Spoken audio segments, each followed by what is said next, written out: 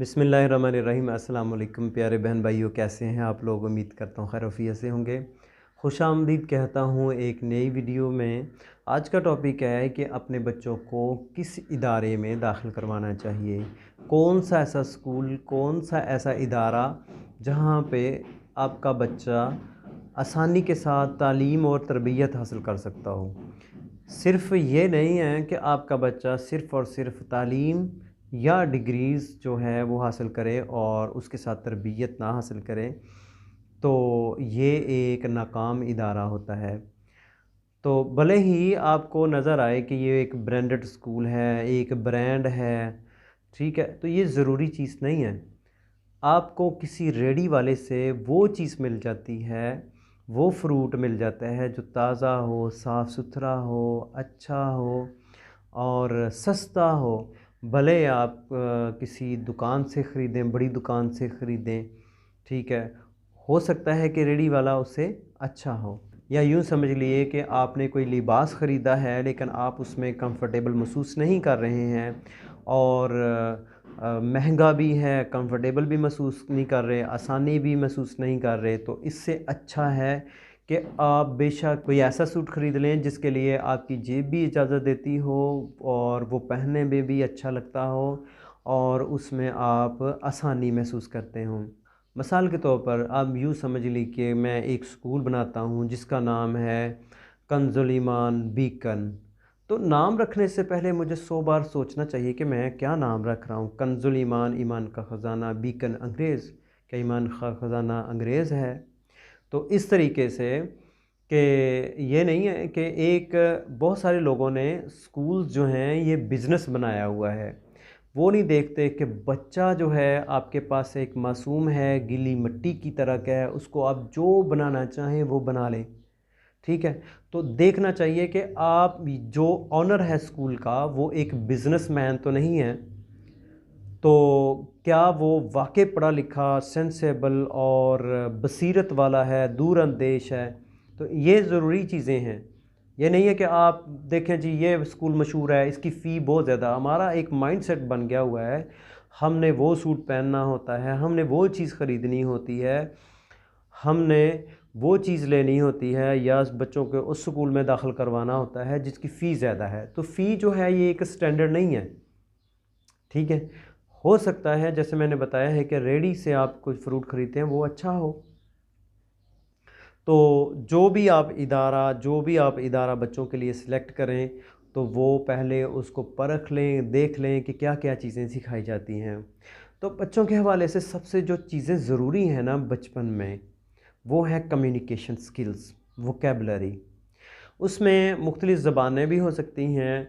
उसमें लोकल ज़बान तो बच्चा मादरी ज़बान तो सीख ही लेता है, उसके साथ बच्चे को नेशनल लैंग्वेज भी आती होनी चाहिए, फिर इंटरनेशनल लैंग्वेजेस, फिर उसके बाद मज़हब की जो ज़बान है वो भी आती होनी चाहिए, उसमें वो भी चीज़ें सिखाई जाती हों।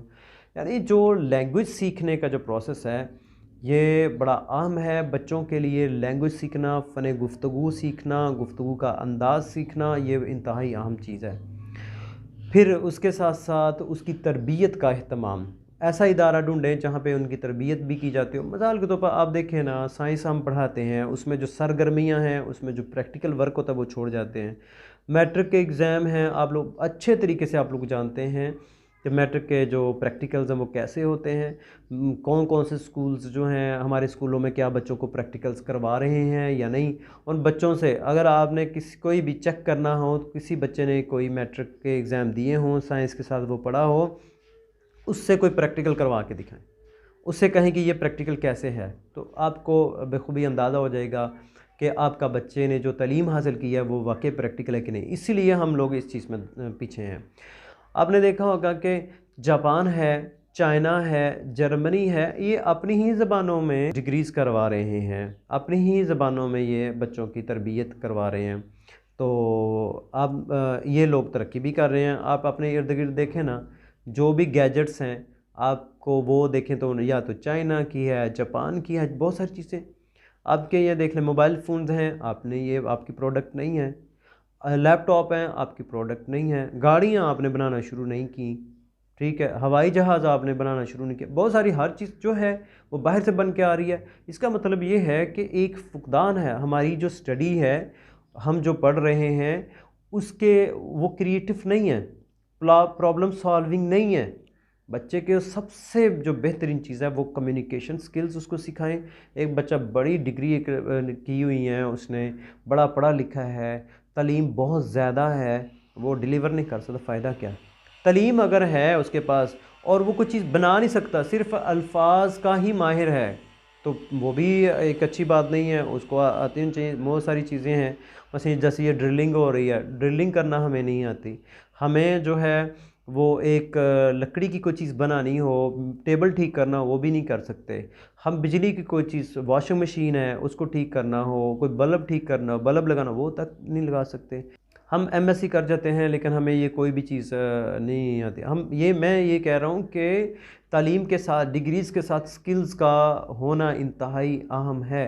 स्किल्स होंगी तो आप लोग तरक्की करेंगे। स्किल्स की बड़ी अहमियत भी है। एक मेरा दोस्त है, उसके पास एक स्किल है, राइटिंग करवाते हैं, तो इतने ज़्यादा पढ़े लिखे नहीं हैं, तो मैट्रिक भी मेरे ख्याल से उन्होंने नहीं की, और यूनिवर्सिटीज़ में, कॉलेजेस में जाने के बाद, हॉस्टल्स का मुंह देखने के बाद, जितने पैसे मैं अब ले रहा हूँ ना, इतने ही पैसे वो कमा रहे हैं। एक और हैं हमारे एरिया में, वो कोरियन ज़बान सिखाते हैं, तो उनके पास लास्ट बैच में 187 स्टूडेंट्स थे, तो एक बच्चे से वो 20,000 ले रहे हैं, तो आप समझें कि 2 माह के वो 75 लाख रुपया कमा रहे हैं स्किल्स की बिना पे। हमारे पास एजुकेशन बड़ी है लेकिन स्किल्स नहीं है, तो स्किल्स भी ज़रूरी है। स्किल्स इंतहाई अहम चीज़ है। अपने बच्चे को आप चाहते हैं, देखते हैं ग्रो होता, तो उसमें स्किल्स भी ज़रूर सिखाएं उसको। अगर स्किल्स सीखनी है तो उसमें कंप्यूटर एक अहम चीज़ है। देखें, कंप्यूटर में एक मशीन है, तो ये हर चीज़ आपको सिखाती है, तो इसमें बेबहा चीज़ें हैं सीखने के लिए। तो अपने आप को वैसे फ़ारग ना रखें, तो ज़रूर वो सीखें। तो बच्चों के हवाले से जो इदारा है, बच्चे आपके जो जिस भी इदारे में दाखिल होते हैं, तो आप कम से कम 1 साल तो वहाँ पे ही पढ़ाएंगे ना, उससे पहले तो नहीं ना, या अगले साल। तो 1 साल वो बच्चा सिर्फ़ और सिर्फ अल्फाज को ही सीखता है, तो इसका मतलब है कि उसने बस यही चीज़ें सीखी हैं। उसके साथ साथ एक्स्ट्रा बहुत सारी स्किल्स हैं, मसलन बहुत सारे स्कूलों में मार्शल आर्ट्स भी सिखाए जाते हैं, सेल्फ़ डिफेंस सिखाया जाता है, उसके साथ साथ उनको प्रैक्टिकल वर्क करवाया जाता है। कंप्यूटर की एक्स्ट्रा वो ग्राफिक्स है, ग्राफिक डिज़ाइनिंग है, वीडियो एडिटिंग है, उसके साथ साथ उनको ऑनलाइन अर्निंग का सिखाया जाता है। ये चीज़ें सारी सिखाई जाती हैं। अगर आज आप नहीं सिखाते, देखें जो सोशल मीडिया है उसका पॉजिटिव यूज़ इंतहाई अहम फैक्टर है। हम अपने बच्चों को तालीम दे रहे हैं, लेकिन सोशल मीडिया अब हमारे बच्चे खुद यूज़ कर रहे हैं। जब वो खुद यूज़ करेंगे तो वो उसका पॉजिटिव यूज़ करें या नेगेटिव यूज़ करें। अहम चीज़ ये है कि बच्चों को स्कूल्स के अंदर ये चीज़ें सिखाई जाएं कि सोशल मीडिया का पॉजिटिव यूज़ क्या है, उससे आप पैसे कैसे कमा सकते हैं। हम ये समझते हैं कि हमारा बच्चा, उसको पैसे नहीं कमाने चाहिए, उसको पैसे की तरफ भेजना ही नहीं चाहिए, जबकि यहूदियों को जो पहला असूल है वो ये है, वो सबसे पहली चीज़ वो सिखाते हैं बच्चों को कि वो पैसा कैसे कमाएंगे। वो पॉजिटिव रिलेशनशिप बिल्ड करते हैं मनी और जो स्टडी है इनके दरमियान। ठीक है, तो उसके साथ हमारा बच्चा जब मैट्रिक कर जाता है, तो आप लोग देखें नंबरों की दौड़ है, डिग्रीज़ की दौड़ लगी हुई है, हाँ उसके पल्ले कुछ है या नहीं है। हमारा बच्चा जब एक स्कूल से फ़ारग होता है मैट्रिक करने के बाद, वो अच्छा लीडर नहीं होता, वो एक अच्छा मोटिवेशनल स्पीकर नहीं होता, उसकी जो गुफ्तगू करने का अंदाज़ वो बड़ा ही अच्छा, मुनफरद और जामिया नहीं होता, वो एक प्रॉब्लम सॉल्वर नहीं है, क्रिएटिव नहीं है। कोई भी प्रॉब्लम दें उसको सॉल्व करने की एबिलिटीज़ होनी चाहिए उसमें। कोई भी मसला है उसका हल उसको आता होना चाहिए। हर, आप जानते हैं ना, मार्केट में हर ताला आता है तो उसके साथ एक चाबी है। इन्ना मअल उसरि युसरा, हर मुश्किल के साथ आसानी है।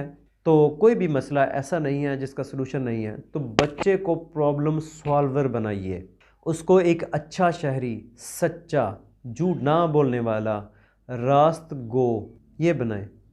हमारा एक माइंडसेट बन गया हुआ है कि हम ऐसे इदारे में बच्चे को दाखिल करवाएं जिसकी फ़ीस ज़्यादा हो। डॉक्टर के पास चले जाते हम कहते हैं अच्छी सी दवाई दें, तो इस अच्छी से क्या मुराद है, वो महंगी सी दवाई दें। उससे क्या, एक हकीम है वो आपको 50 रुपये की दवाई देता है तो उससे आराम नहीं आता, ठीक है। सस्ती जो है, एक हकीम है वो आपको वही दवाई, वही हकीम है वो आपको वही दवाई 500 की देता है तो उससे आराम आ जाता है। क्या है कि हमारा एक माइंडसेट बन गया हुआ है।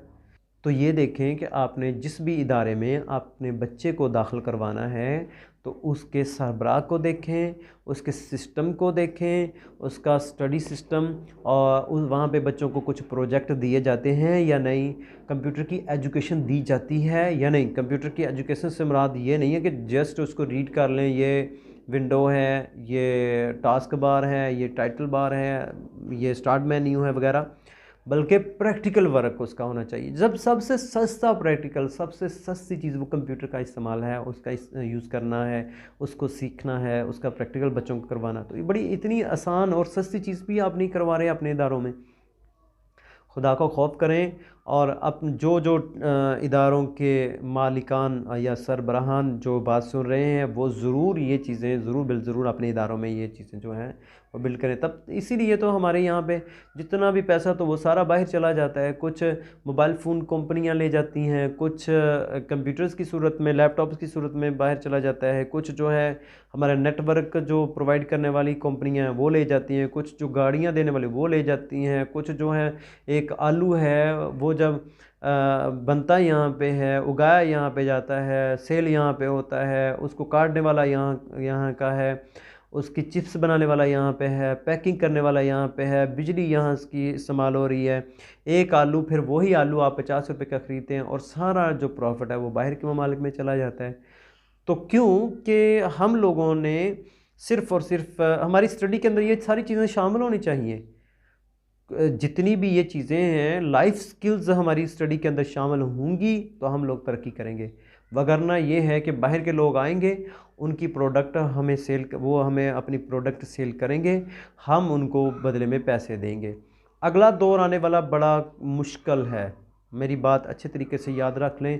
आने वाला दौर इंतहाई मुश्किल है। पहला दौर बड़ा सस्ता था, आप ऐसे करते थे कि खेतों में खुद हल चला लेते थे, ठीक है, और उसमें कॉस्ट भी कोई नहीं आती थी। आज फिर ट्रैक्टर का यूज़ हो जाता है। मैं टेक्नोलॉजी को डिनाई नहीं कर रहा, टेक्नोलॉजी को इस्तेमाल नहीं करेंगे तब तक आप किसी भी फील्ड में तरक्की नहीं कर सकेंगे। अच्छा, तो अब आपने पानी निकालना हो नलके से तो वो भी, उसके लिए भी आपको पे करना पड़ता है। आपने किसी जगह जाना हो बाइक के ऊपर, फिर उसके लिए भी आपको पे करना पड़ता है। तो आपने किसी से बात करनी है उसके लिए भी पे करना पड़ता है। आपने एटीएम से पैसे निकलवाने हों, पैसे आपने जमा करवाने हों तो उसके लिए भी पैसे लगते हैं। जो भी आप फैसिलिटीज़ जो प्रोवाइड कर रहे हैं तो हर चीज़ के पैसे लग रहे हैं। पहले ऐसे नहीं होता था, ठीक है। तो हर चीज़, अब आपने मिसाल के तौर पर जैसे ये यूट्यूब पे आप वीडियो रिकॉर्ड कर रहे हैं तो आपने जो सॉफ्टवेयर यूज़ करने हैं उसको भी पे करने हैं, उसका भी। आपने जो ग्राफिक्स के डिज़ाइनिंग करनी है, थंबनेल वगैरह बनाना है, उसके लिए भी आपने पे करना है। हर चीज़ के लिए आप लोग पे करेंगे। तो फ्यूचर में आपने जितनी कमाई की होगी वो सारी की सारी, बल्कि उससे भी ज़्यादा, हाफ से भी ज़्यादा जो है वो सारी आपको वो सॉफ्टवेयर वाले ले जाएंगे। जिस तरह स्कूल्स हैं, पहले मैनुअल चलता था, हर चीज़ मैनुअल, आप जो हैं वो सॉफ्टवेयर पे चल रहे हैं। तो हर चीज़ जो है उसका आपको पे करना होगा। तो उसके लिए सबसे जो बेहतर चीज़ है वो ये है कि अपने बच्चों को सॉफ्टवेयर की एजुकेशन दें।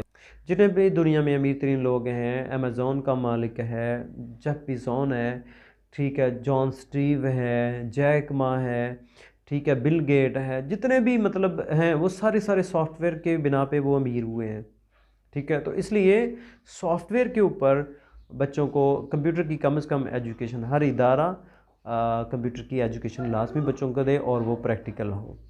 अपने बच्चों को जिस भी स्कूल में दाखिल करवाएं उसमें उसका सरबराह को देख लें, फिर उसका सिस्टम देखें, फिर तालीम का तरीक़ाकार क्या है, और उसमें एक चीज़ मस्ट हो, कंप्यूटर की एजुकेशन, ठीक है, वो भी प्रैक्टिकली फॉर्म में। ठीक है जी, जज़ाकल्लाह। अस्सलामु अलैकुम वरहमतुल्लाहि वबरकातुहू।